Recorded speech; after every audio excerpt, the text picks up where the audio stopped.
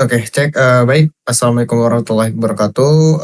Sebelumnya izin perkenalkan diri, nama saya Wahyu Tirta Wardana, dan saya di sini tidak sendiri, saya bersama rekan-rekan saya, yaitu ada Noval, ada juga sama Davin gitu ya.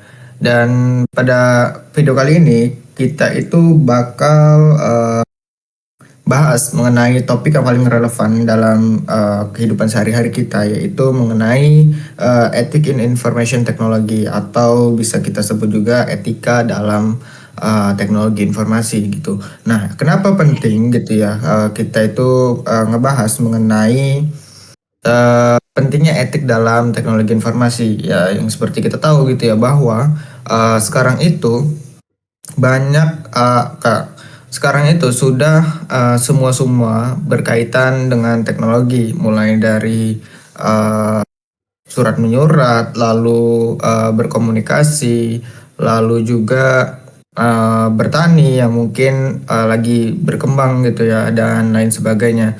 Nah, itu semua merupakan memiliki sebuah data yang harus dilindungi gitu ya, yaitu privasi gitu kan. Nah, karena data itu sangat penting bagi yang memilikinya gitu. Kenapa? Karena dengan data itu kita bisa melakukan sesuatu yang berguna gitu ya. Bayangkan kalau misalnya kita ada data yang bocor lalu disalahgunakan, itu bakal merugikan pihak-pihak yang dirugikan gitu. Dan itulah mengapa pentingnya tentang etik ini jadi sangat penting. Etika itu membantu kita dalam menentukan mana sih yang benar dan mana sih yang salah dalam konteks penggunaan teknologi. Nah, dalam bidang IT kita itu harus memiliki kemampuan dalam memiliki kemampuan luar biasa untuk menciptakan, mengakses, dan manipulasi informasi. Tapi pertanyaannya adalah, apakah semua hal yang bisa dilakukan itu memang seharusnya dilakukan? Dan etika membantu kita menjawab hal tersebut gitu. Etika bukan sekedar tentang aturan tertulis, tetapi tentang pertimbangan moral yang mendasari setiap keputusan profesional. Dan hari ini kita akan ngebahas mengenai bagaimana sih morality, etik, and law saling berkaitan dalam dalam dunia teknologi informasi, serta bagaimana seseorang profesional IT itu seharusnya bertindak secara etis di tengah perkembangan teknologi yang sangat cepat ini. Dan di slide kedua kita bakal ngebahas mengenai definisi morality, ethic, and law ya, moralitas, etika, dan juga hukum gitu. Nah, ini mereka itu saling berkaitan antara satu sama yang lain ya. Sebelum kita ngebahas lebih jauh, kita juga itu perlu memahami dulu gitu perbedaan antara moral, etika, dan juga hukum gitu. Nah, karena ketiga hal ini sering disamakan padahal maknanya berbeda. Kita ambil dari morality terlebih dahulu, yaitu morality atau moral gitu ya, adalah perangkat prinsip dan nilai yang menentukan perilaku seseorang dalam membedakan antara benar dan salah gitu. Dan moralitas biasanya bersumber dari budaya, agama, ataupun nilai-nilai sosial. Misalnya kejujuran dan rasa hormat dianggap perilaku bermoral, sedangkan kebohongan dan penipuan dianggap tidak bermoral. Sementara itu, etik atau etika gitu ya, adalah studi sistematis tentang moralitas. Etik membantu kita memahami mengapa suatu tindakan itu dianggap benar ataupun salah. Jadi kalau misalnya moral adalah keyakinan pribadi, maka etik itu adalah refleksi rasional tentang moral tersebut. Dan dalam konteks profesional, etik itu membantu kita membuat keputusan yang adil, bertanggung jawab, dan dapat dipertanggungjawabkan secara sosial gitu. Dan sedangkan law atau hukum adalah seperangkat aturan formal yang dibuat oleh pemerintah untuk menjaga ketertiban masyarakat. Hukum itu memiliki sanksi yang jelas dan mengikat gitu ya. Namun perlu diingat bahwa tidak semua yang legal itu etis dan tidak semua yang etis itu selalu ilegal. Dan misalnya perusahaan ya secara hukum boleh menjual data pengguna mungkin tidak melanggar undang-undang ya, tetapi secara etika itu tetap salah karena melanggar privasi pelanggan. Jadi morality itu selalu mengatur perilaku pribadi, mengatur pribadi, etik mengatur pertimbangan moral secara rasional, dan law mengatur masyarakat secara aturan yang mengikat.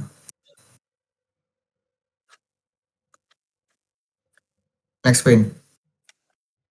Oke, nah kita masuk ke slide yang ketiga yaitu hubungan antara moral dan etik ya. Sorry, ini oke lanjut aja ya. Ini belum dibenerin, sorry.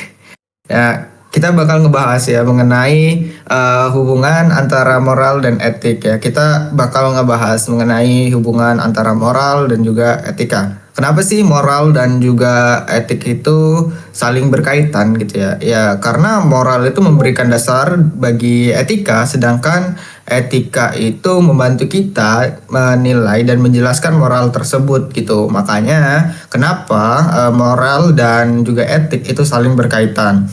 Nah, bayangkan kalau misalnya moralitas itu sebagai kompas batin kita gitu. Ia memberikan arah kemana kita harus melangkah. Sementara etika itu adalah bagaimana sih kalau misalnya kita itu berpikir ya, proses kita itu berpikir yang membantu kita memastikan bahwa arah yang kita ambil itu emang benar. Jadi kayak misalnya di sini kita pergi ke suatu tempat gitu ya. Nah, kompas itu atau Google Maps itu sebagai petunjuknya. Nah, yang mungkin bisa saling berkaitan antara satu dengan yang lainnya. Nah, jadi moral adalah keyakinan, sedangkan etik itu adalah penerapan logika untuk menguji keyakinan tersebut gitu. Nah, dalam konteks teknologi informasi, hubungan antara moral dan etika bisa terlihat ketika seorang programmer dihadapkan dan dilema. Misalnya, dia tahu secara moral bahwa melanggar privasi penggunaan itu salah gitu ya. Tapi secara profesional dia bekerja di perusahaan yang menjual data pengguna untuk keuntungan bisnis. Lalu di sini peran etika diperlukan gitu ya, membantu seorang itu mengevaluasi apakah tindakannya sejalan dengan nilai moral pribadi atau tidak gitu. Ketika etika di sini juga membantu kita menghadapi suatu situasi ya di mana dua nilai moral bertentangan. Misalnya ketika seseorang karyawan ingin melindungi rahasia perusahaan, tetapi di sisi lain, dia juga ingin mengungkapkan pelanggaran internal untuk melindungi publik. Kasus seperti ini disebut dengan etik dilema. Ya, jadi moral itu memberikan kita nilai-nilai dasar, sedangkan etika itu memberi kita cara berpikir untuk menilai situasi kompleks yang tidak bisa dijawab hanya dengan benar atau salah. Next. Oke, jadi di slide keempat kita itu bakal ngebahas mengenai ethical decision making dalam teknologi informasi. Ya, kita bisa lihat ya di sini ada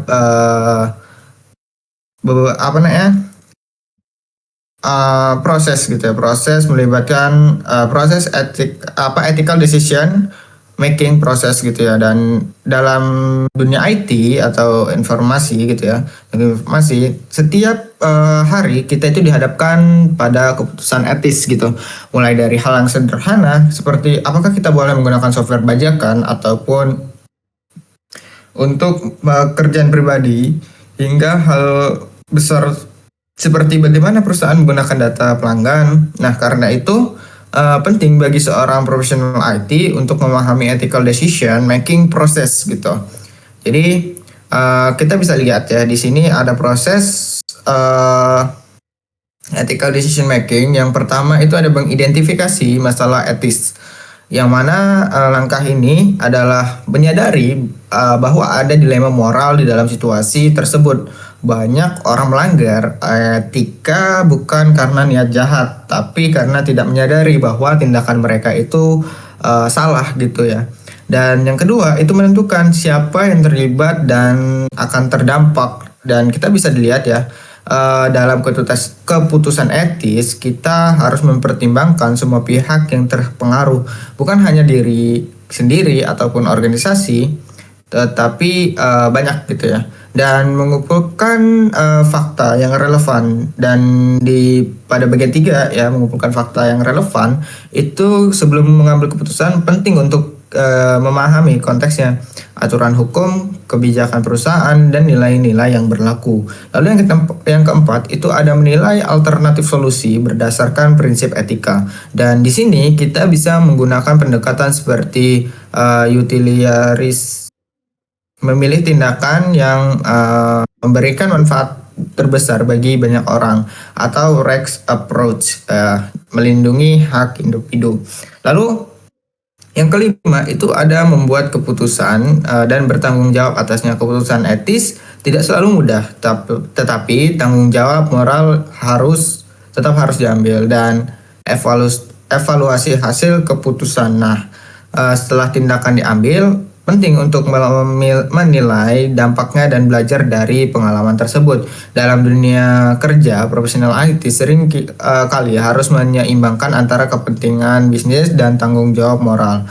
Lalu etika juga membantu memastikan bahwa keputusan yang diambil tidak hanya menguntungkan perusahaan, tetapi juga menghormati hak-hak pengguna dan masyarakat luas. Next.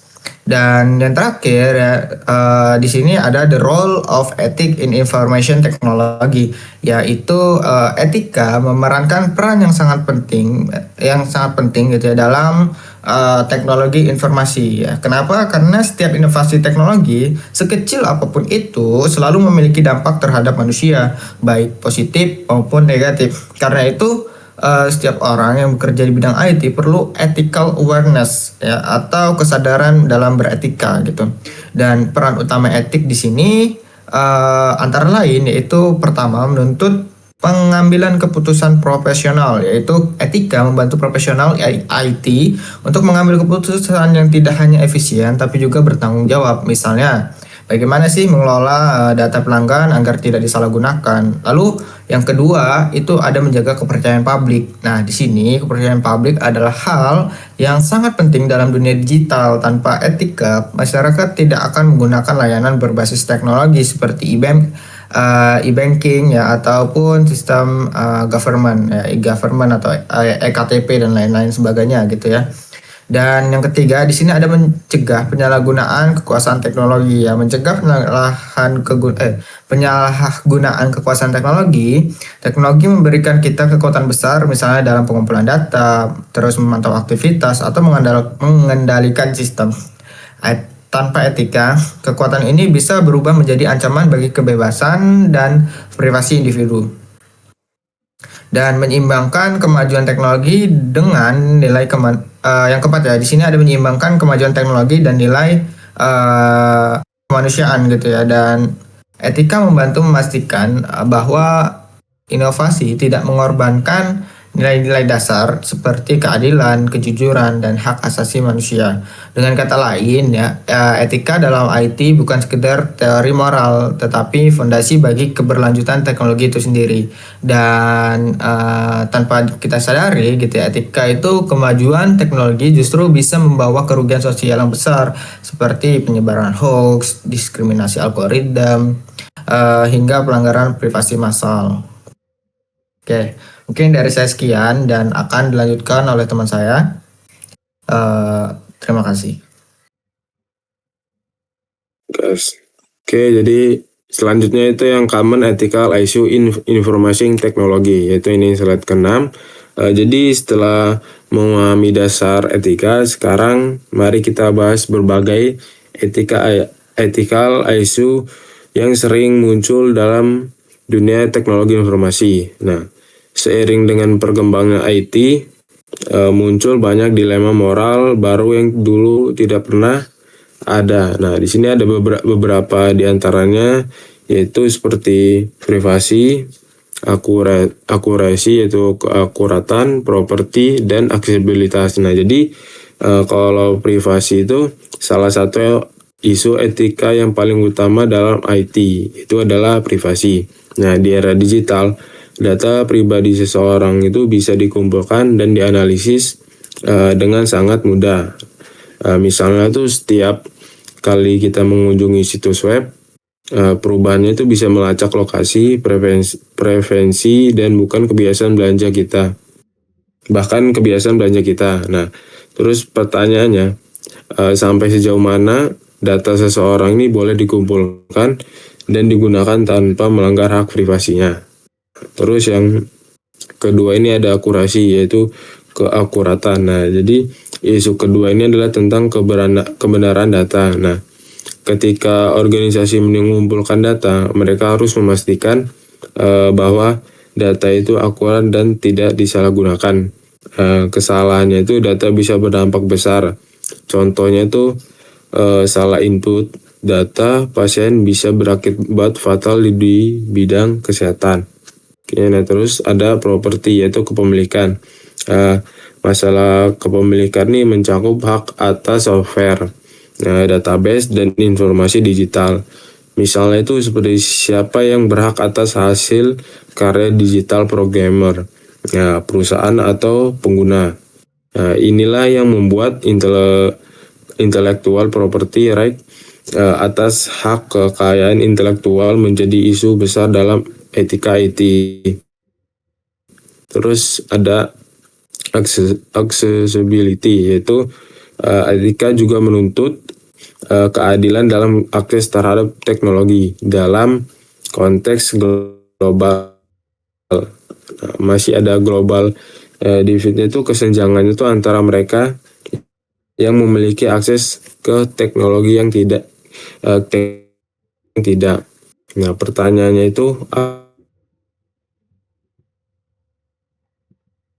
menguntungkan sebagian orang, sementara kelompok lain tertinggal. Nah, masalah-masalah ini saling terkait dan sering kali tidak memiliki jawaban tunggal. Namun dengan memahami prinsip etika, kita bisa menilai setiap situasi dengan lebih bijak, bukan hanya dari sisi teknis, tetapi juga dari sisi kemanusiaannya juga.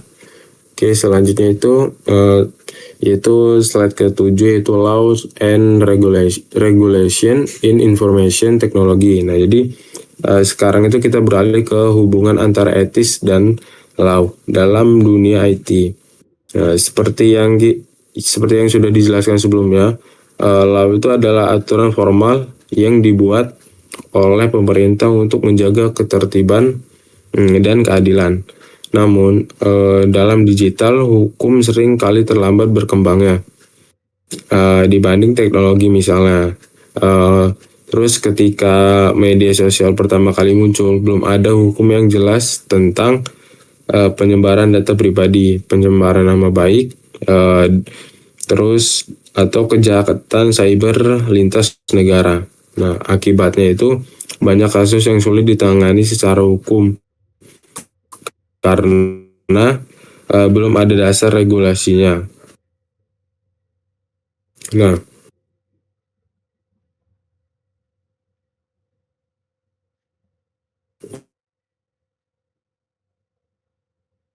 untuk mengatasi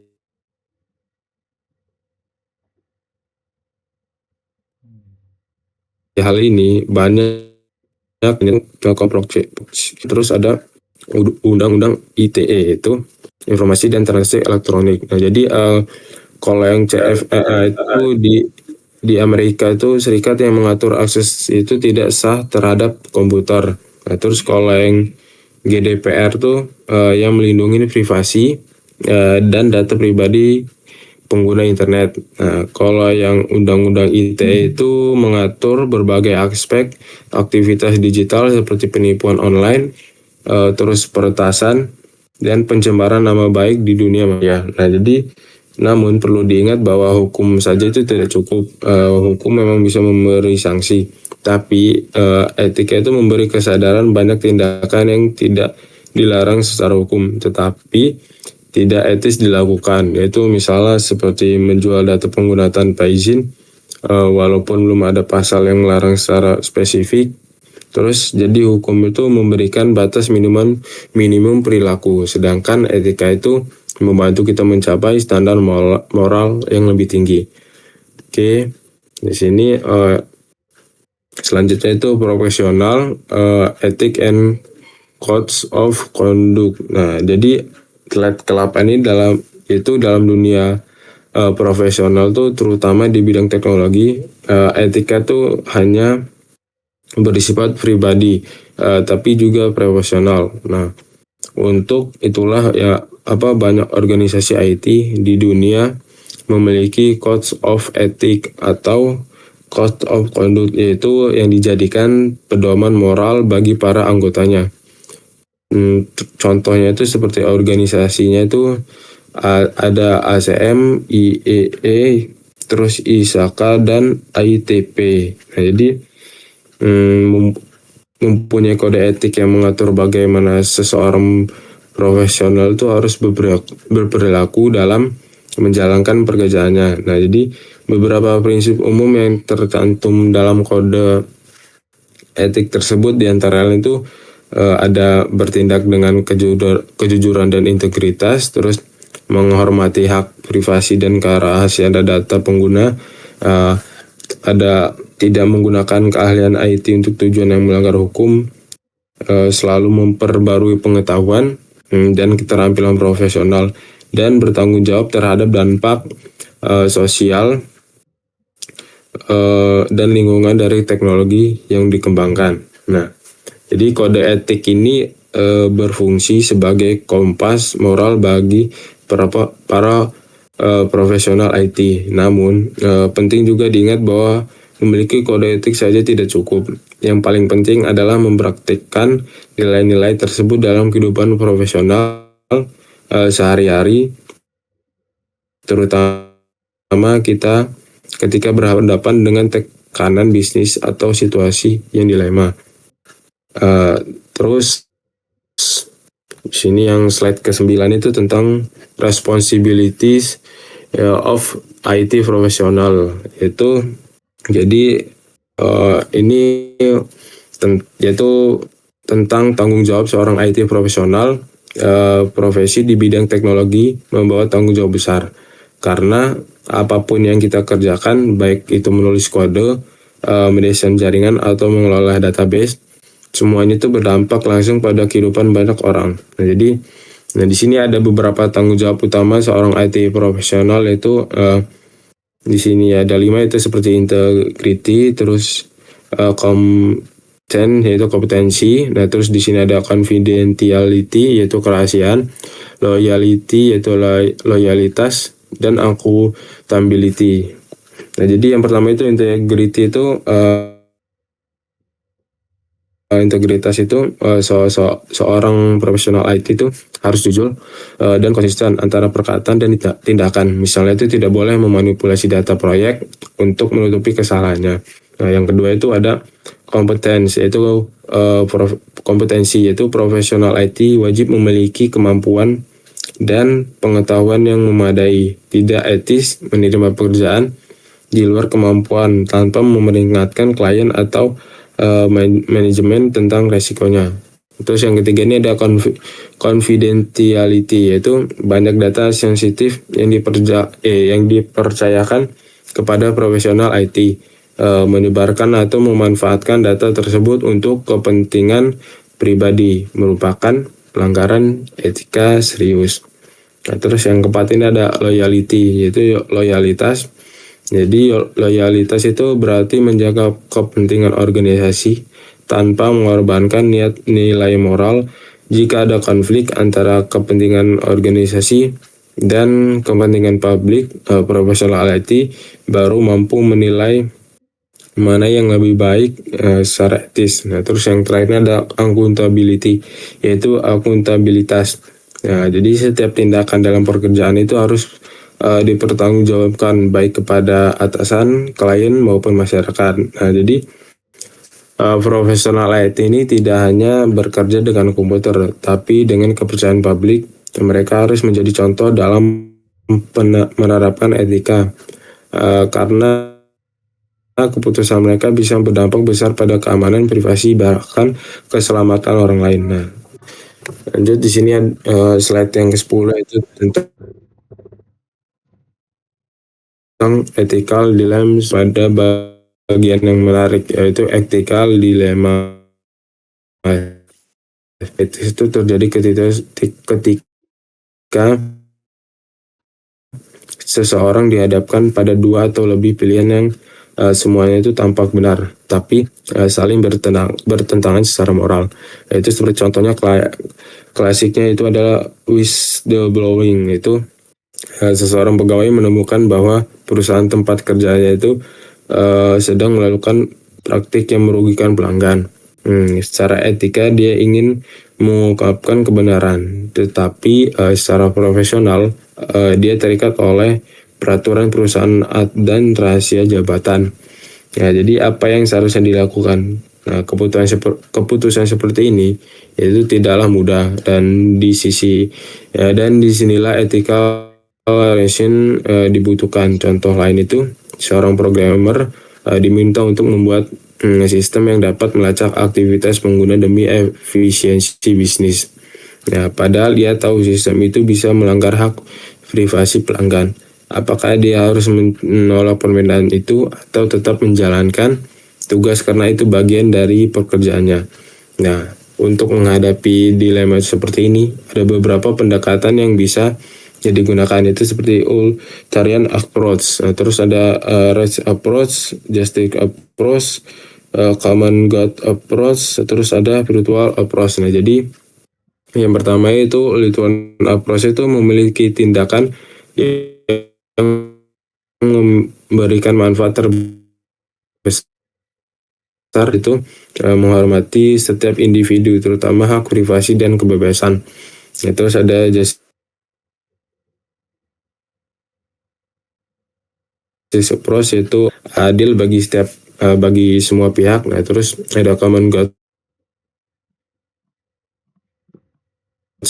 di atas kepentingan individu. Ya, terus yang terakhir ada virtual approach, itu bertanya pada diri sendiri, apakah tindakan ini mencerminkan karakter yang baik.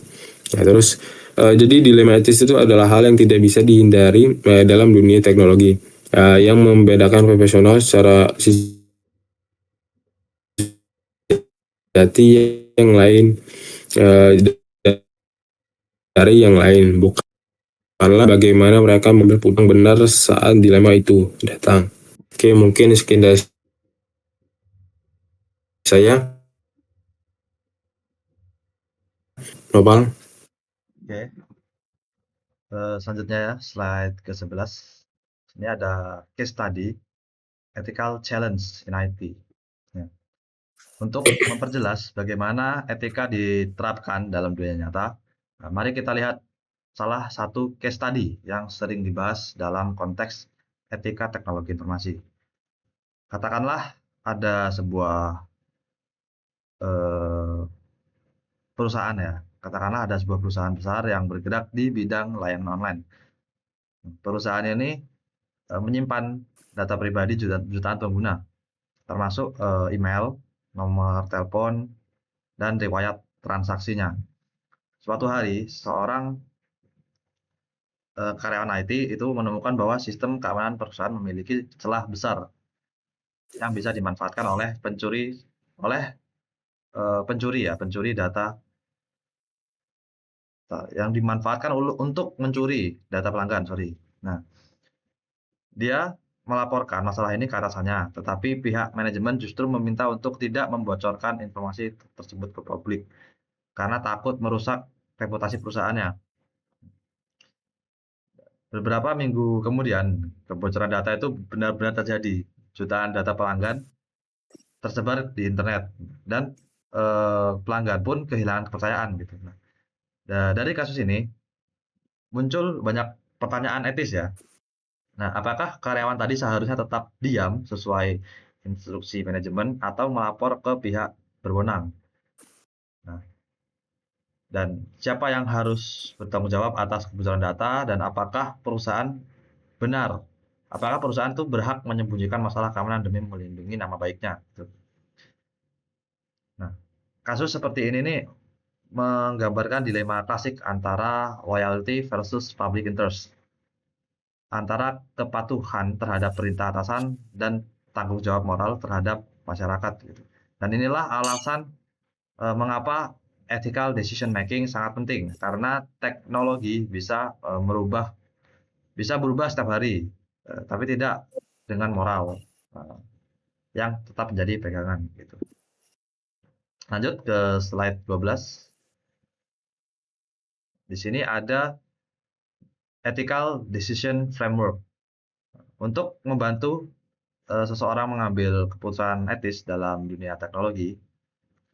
Para ahli mengembangkan berbagai ethical decision framework atau kerangka pengambilan keputusan etis. Beberapa di antaranya itu ada konsep consequentialism ya. Nah, pendekatan ini consequentialism ini menilai benar atau salahnya suatu tindakan berdasarkan akibatnya. Tindakan yang menghasilkan manfaat besar bagi jumlah orang banyak dianggap paling etis ya. Misalnya jika keputusan tertentu bisa menguntungkan banyak pengguna tanpa merugikan pihak lain secara signifikan, maka keputusan itu dinilai benar. Nah, yang kedua itu ada deontologi. Ini pendekatan ini berfokus pada kewajiban moral. Artinya, tindakan dianggap benar bukan karena hasilnya baik ya, tetapi karena tindakan itu memang kewajiban moral yang harus dilakukan itu. Contohnya itu mengatakan kebenaran tetap dianggap benar ya, walaupun bisa membawa resiko, karena itu adalah kewajiban moral. Yang selanjutnya ketiga itu ada virtue ethics ya, didasarkan pada karakter dan niat pelaku ya. Etika ini menekankan bahwa keputusan yang benar harus mencerminkan sifat-sifat baik seperti kejujuran, tanggung jawab, dan keberanian. Keempat ada right approach. Nah, pendekatan ini menekankan penghormatan terhadap hak-hak setiap individu seperti hak privasi, kebebasan berekspresi, dan keamanan data pribadi. Dan selanjutnya yang terakhir di sini ada justice approach. Prinsip ini menilai keputusan berdasarkan keadilan. Apakah keputusan itu memperlakukan semua pihak secara adil tanpa diskriminasi? Nah, dalam praktiknya, seorang profesional IT mungkin menggunakan kombinasi dari berbagai pendekatan ini. Misalnya dalam merancang sistem, nah, dia bisa mempertimbangkan manfaat bagi pengguna, tetapi juga memastikan hak privasi pengguna tetap dilindungi. Ya. Nah, kerangka-kerangka ini membantu kita membuat keputusan yang seimbang, tidak hanya rasional secara bisnis, tetapi juga benar secara moral. Oke. Lanjut, slide 13. Nah, selanjutnya di slide 13. Di slide 13 ini ada impact of technology on society and morality. Nah, selanjutnya mari kita bahas bagaimana teknologi informasi mempengaruhi masyarakat dan moralitas manusia. Teknologi informasi telah membawa banyak manfaat yang luar biasa ya. Nah, itu mempercepat komunikasi, memudahkan pendidikan, hingga menciptakan lapangan kerja yang baru. Nah, namun di sisi lain, teknologi juga menimbulkan perubahan sosial dan moral yang besar, dan tidak semuanya positif ya. Nah, beberapa dampaknya itu antara lain ada perubahan nilai sosial. Nah, perubahan nilai sosial ya, masyarakat kini ini lebih terbuka, tetapi juga lebih rentan terhadap penyalahgunaan informasi. Nilai-nilai seperti privasi dan kepercayaan mulai bergeser karena semua hal bersifat digital ya. Lanjut, dampak selanjutnya itu ada individualisme yang mengikat. Media sosial membuat orang cenderung menonjolkan diri dan mencari validasi online. Kadang mengabaikan empati atau tanggung jawab sosial gitu. Nah, dampak selanjutnya ini ada cybercrime dan cyberbullying. Kemajuan teknologi juga bisa menimbulkan jalan bagi bentuk-bentuk kejahatan baru, dari peretasan hingga mulai intimidasi digital ya, atau bullying digital gitu, cyberbullying. Nah, yang bisa berdampak serius pada kesehatan mental korban.